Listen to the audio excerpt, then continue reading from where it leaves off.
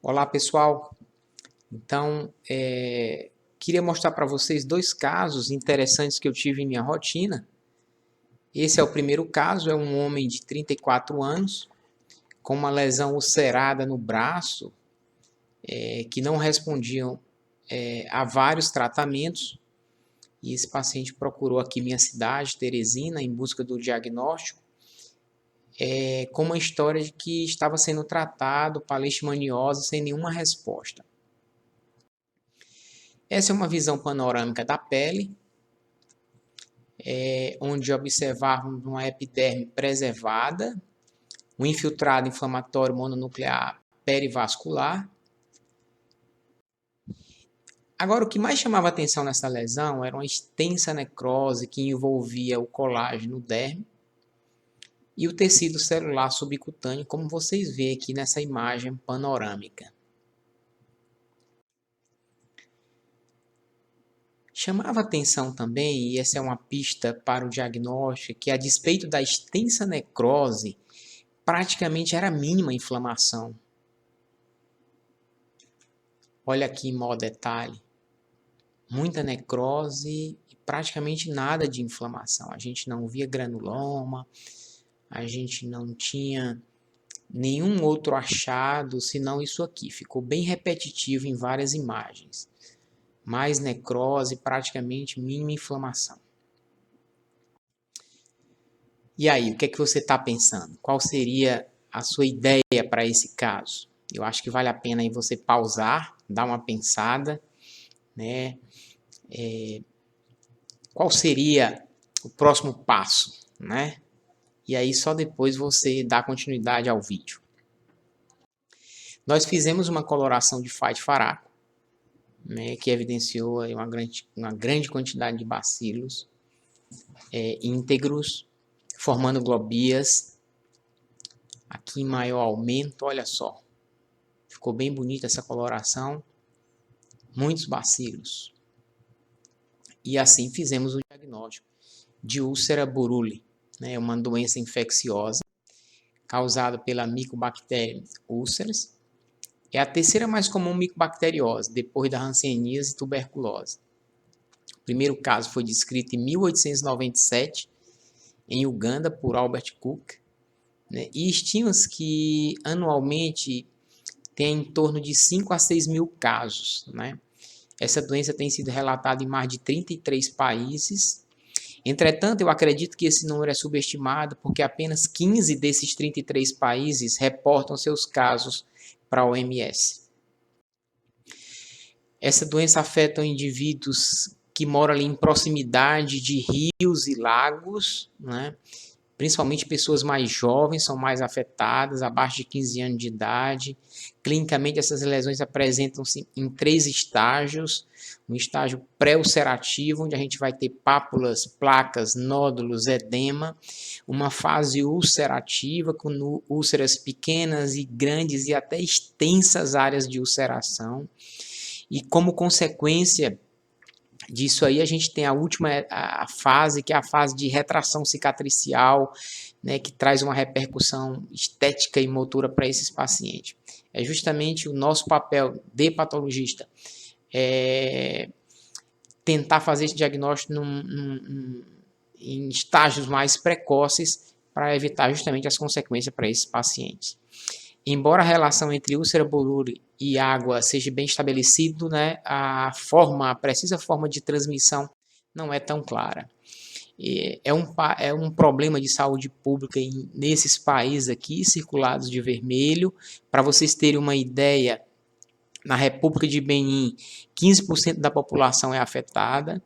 Há muitos casos descritos na Austrália, Japão, relatos de casos no México e Peru.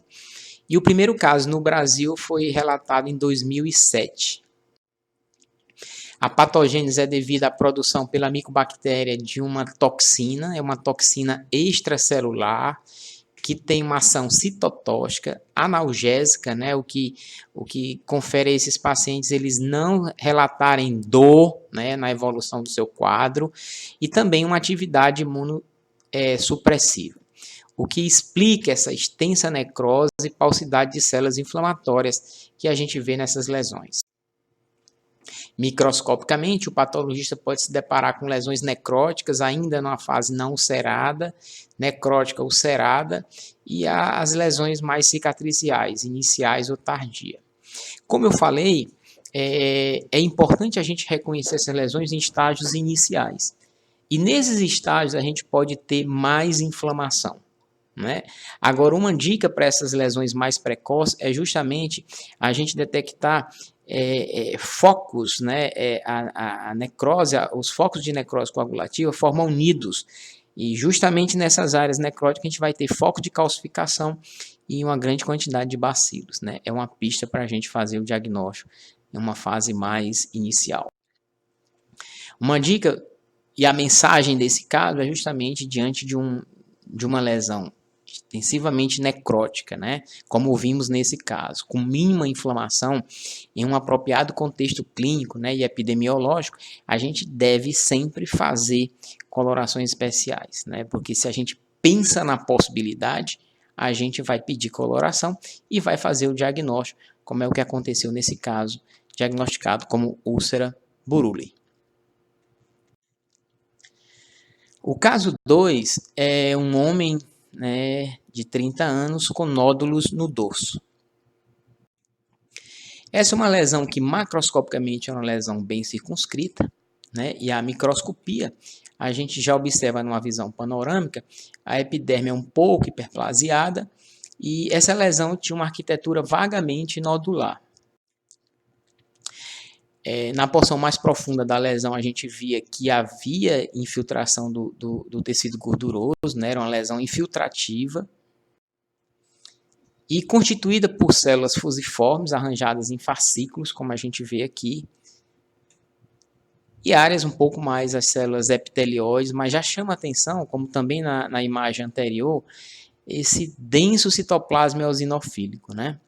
E a gente observa como aí no centro do campo algumas células com um núcleo um pouco mais periférico e o citoplasma bem eosinofílico, lembrando rabdomioblastos. Aqui em maior detalhe a gente vê essas células arranjadas em fascículos curtos e observem, são células uniformes, não há grande pleomorfismo, eram raras as figuras de mitose nesse caso e também a gente não via áreas de necrose. Em algumas áreas da lesão, a gente via que no fundo existia um infiltrado inflamatório misto, com plasmócitos, linfócitos e neutrófilos. E aqui, em maior detalhe, o aspecto citológico, né, as células bem uniformes, nucleolos inconspícuo, praticamente a gente não tem grande pleomorfismo, e, como eu falei, não havia necrose e eram raras as figuras de mitose. E aí? Quais as ideias para esse caso? Essa lesão ela foi difusamente positiva para a citoceratina, né? A E1-E3. Entretanto, ela foi negativa para CD31, para EMA e para desmina. Além do E1-E3, essa neoplasia foi positiva para ERG e vejam que o IN1 está retido, né? Não foi perdido, o que desfavorece o diagnóstico de um sarcoma epitelióide, que é um diagnóstico importante nesse caso, diferencial. O diagnóstico do caso, então, foi de um hemangiendotelioma pseudomiogênico, né? É uma neoplasia rara, primeiro descrita em 1992 por Mirra, quando ele chamou essa lesão de uma variante fibroma-like do sarcoma epitelióide. 11 anos depois, Billings, estudando uma série de casos diagnosticados como sarcoma epitelióide, denominou essa lesão como hemangiendotelioma sarcoma epitelióide-like. Entretanto, apenas em 2011, quando Hornig e Flett estudaram uma série de casos, eles observaram a semelhança dessa neoplasia com neoplasias mioides. E aí denominaram essa lesão de hemangiendotelioma pseudomiogênico, que é a nomenclatura também adotada pelo livro da Organização Mundial de Saúde. Afeta principalmente pacientes do sexo masculino na terceira e quarta década, né? Principalmente extremidades distais. E essa neoplasia afeta vários planos, né? Como derme, subcutâneo, músculo esquelético. Interessante que em 25% dos casos a gente pode ter o acometimento concomitante do osso, né? E como no meu caso, a apresentação multifocal ela não é incomum. Uma mensagem que eu queria deixar com esse caso é que o hemangiendotelioma pseudomiogênico ele vai mimetizar uma neoplasia mioide e não uma neoplasia vascular. Então, vendo um caso como eu te mostrei, onde passe pela sua cabeça a possibilidade de uma neoplasia mioide, lembrem de incluir o hemangiendotelioma pseudomiogênico no diagnóstico diferencial. Na imunistoquímica, essa neoplasia positiva para a citoseratina é um E3, FLY1, ERG, FOSB. Em 50% dos casos, a gente tem positividade para CD31 e o IN1 vai estar intacto, né? Não há perda de IN1. Observamos, nesses casos, negatividade para esses marcadores. Todos esses marcadores aí em cima são negativos. E essa neoplasia mostra a translocação 719, que resulta na fusão desses genes, que isso também pode ser estudado do ponto de vista molecular. O principal diagnóstico diferencial desses casos é, sem dúvida nenhuma, com o sarcoma epitelioide, né? E essas neoplasias compartilham alguns achados incomuns.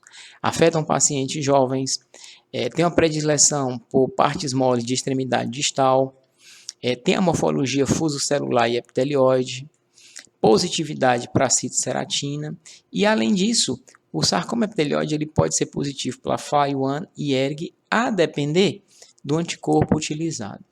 Entretanto, como pista, como dica diagnóstica, a gente deve lembrar que no sarcoma epitelioide os nódulos são menores, são mais bem definidos, as células epitelioides também são menores e a gente vai ter maior atipia e áreas de necrose geográfica, né?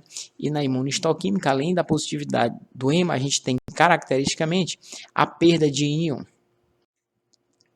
Outros diagnósticos diferenciais que poderíamos colocar seria com carcinoma escamoso sarcomatoide. Entretanto, esses casos acometem mais pacientes idosos, com a pele bem danificada pelo sol, e essas neoplasias, esses carcinomas são positivos para a citoseratina MNF16, o que não acontece com o meu caso, e negativo para esses demais marcadores. Outras neoplasias, como tumores musculares lisos e tumores miofibroblastos, também entram no diagnóstico diferencial.